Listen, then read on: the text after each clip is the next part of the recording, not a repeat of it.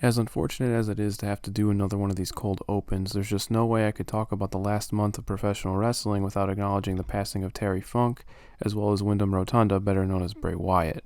Both men presented their wrestling in vastly different ways, but they'll both be remembered for the amount of heart they put into their work. I encourage anybody watching to keep them in the conversation and pick up any merchandise if you have the means in order to aid their families. August was by far the most eventful month since starting this monthly series.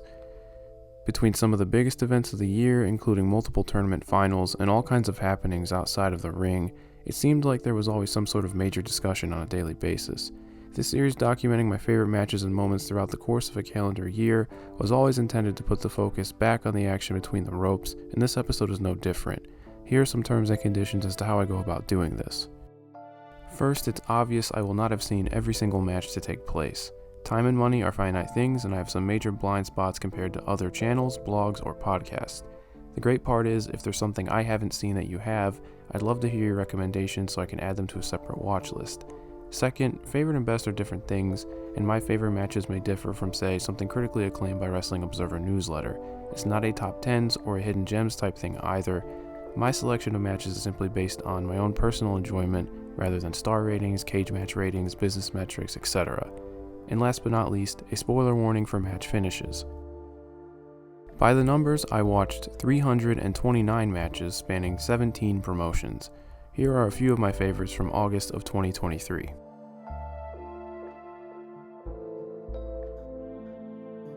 We begin with the semifinal of one of the many ongoing tournaments in August, with Dragongate's King of Gate tournament. The opening match from the final night saw the Open the Dreamgate champion Madoka Kikuta take on fellow Reiwa 6 peer and Big Boss Shimizu at Korakuen Hall. These are two wrestlers I've grown partial to since becoming more familiar with the promotion, and they did not disappoint here.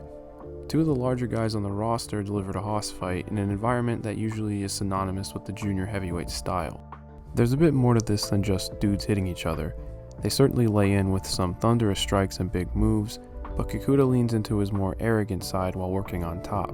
He becomes more and more disrespectful as the match goes on, between his striking and general demeanor towards Shimizu. Big Boss's charisma and selling have Korakuen fully behind him, willing him to mount some sort of comeback. As you'd assume, Shimizu can dish out punishment in his own right, and when the bombs begin to fly, it absolutely rocks. Kikuta is often quick to put a stop to this, giving us some of the stronger instances of Shimizu's selling, like crumbling on the apron after a hip attack in the corner. The finishing stretch is full of bombastic offense, with Shimizu reversing a discus lariat into a chokeslam to move on to the final. It's another case in this series where you might as well watch it instead of hearing me list off every big move, as these things don't have to always be complicated to be so effective. Shimizu would come up short in the final match against Kota Minoura, but because he pinned the Dreamgate champion to get there, he's next in line for a title shot. I wasn't too fond of Kikuta and Minoura's title match, which is a shame since I love their meeting in the spring. I'm not sure if it's a case of Dreamgate match structure hampering things, but I have faith that the Shimizu-Kikuta pairing will live up to this awesome tournament match.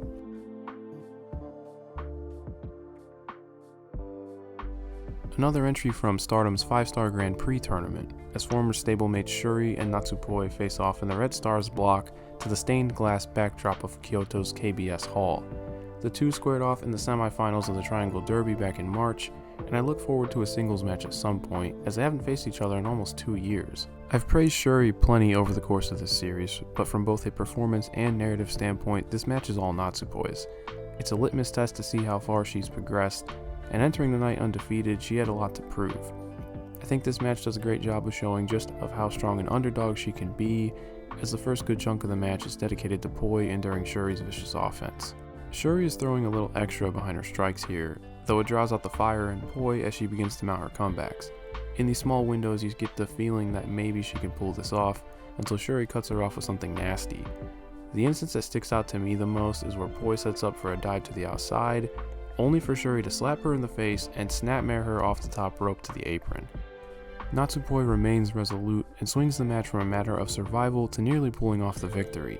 To get to the finishing stretch, Poi reverses the Shu Sakai, Syuri's super finisher, with the Fairy Blink, doing a full rotation out of an electric chair position into a roll-up, and I still don't understand the physics behind that. Just when it seems she could pull off the upset, the time expires. The result of a draw here is much more important to Natsupoi's progression rather than it is to the tournament standings. Syuri acknowledges how far she's come, and Poi promises that next time will be different. My favorite offering from Stardom in the month of August. In the thick of tournament season was Pro Wrestling Noah's N1 Victory, their version of the round robin block tournament akin to the G1 or the 5-star. Night 2 provided a bit of a sleeper hit as Go Shiozaki faced guest combatant Yuma Anzai from All Japan Pro Wrestling. Anzai is less than a year into his professional career, and Shiozaki has a past in All Japan, being a former Triple Crown champion during his time there. I'd figure Shiozaki would be giving in this situation, and he gave Anzai his best match of the tournament. It's very much in line with matches where a spirited rookie catches a grumpy veteran off guard. It doesn't reinvent the wheel, but lives up to the trope incredibly well. Anzai takes early liberties with a forearm at a clean break, and Shiozaki is not impressed. The majority of the match is based around Anzai swinging for the fences and being shot back down to earth by Shiozaki. It really helps when Go has some of the nastiest chops in the game, and Anzai is incredibly good at getting his ass kicked. He gets put through the ringer in every possible way here, and combining that with the fire that he shows, it's apparent that one day he has the potential to put together some excellent comebacks in a main event setting. Unfortunately for him, Shiozaki was not having any of it, putting away a scratching and clawing Anzai with an emphatic go-on lariat.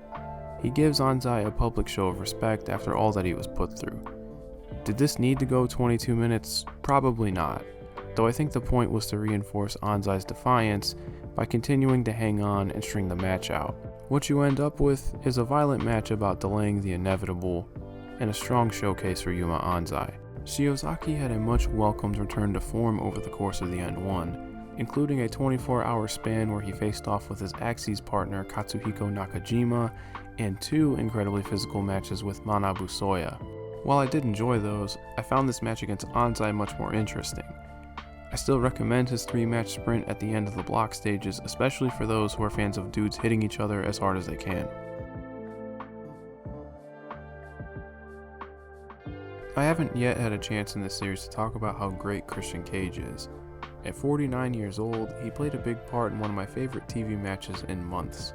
The main event of the August 19th episode of Collision against Darby Allin wouldn't have looked out of place on either All In or All Out for that matter.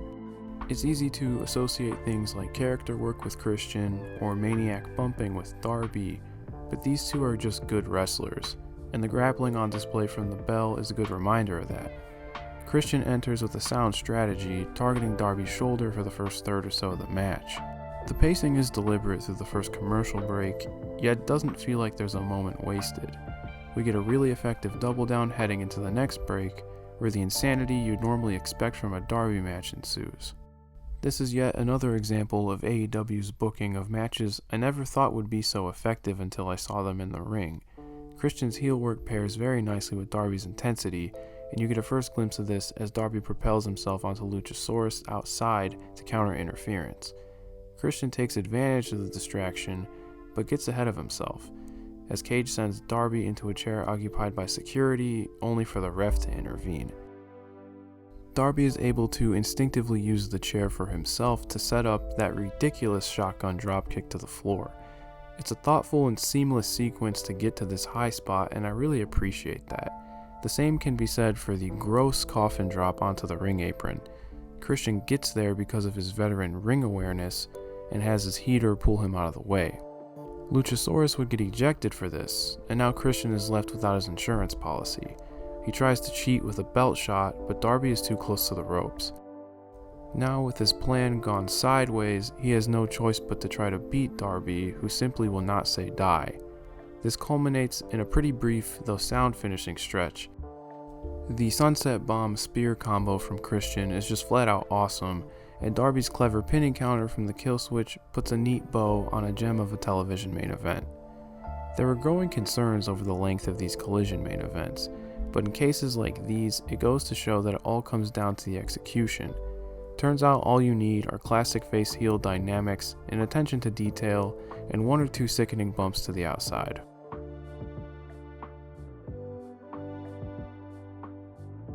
Certainly not one for the faint of heart. In Saree's return to Japan, fans have gotten glimpses of her former glory, but it hasn't felt as if she's truly rediscovered herself. In the preview tag for this match, it was 17-year veteran and Beyond the Sea champion Arisa Nakajima who brought out flashes of the former Sun God, primarily in their striking exchanges, which had an unmatched fury to them, to say the least. Enter the August 25th Beyond the Sea Championship match, where it was time for Sareee to truly return to the sound of forearm against jaw. The first chunk of this match doesn't stray too far from what you'd expect from a big title match. There isn't much of a feeling out process, as these two are clearly familiar with each other, though it is deliberately paced as both try to grind each other down. Nakajima is a standout on the mat with her submission attempts. With time, she begins to take a more sinister approach as she becomes more and more aggressive in her control segments. Sareee remains resilient, and it's in her opportunity to respond where the intensity ramps up. A double stomp to Nakajima's arm and many kicks to the face send this to the level of violence that the match is talked up for. This targeted offense to the arm was to negate what ultimately lies ahead: many strikes to the face. I'm not going to take your time by giving you an inventory of all the crazy bumps, but what I will say is that when you think that they've hit their peak, you're wrong. Every sickening crack of a palm strike or thud of a forearm propels them to another level until the finishing stretch. This doesn't feel like two individuals putting on a performance, but two combatants willing to go as far as they must in order to call themselves champion. You reach your conclusion when Sareee essentially drops Nakajima on her neck enough times until she can no longer get up. I talk about matches involving wrestlers hitting each other as hard as they can fairly often, but it rarely feels as visceral as this match does. I wish I had more to say about it, but it's really one that needs to be seen and heard to truly believe.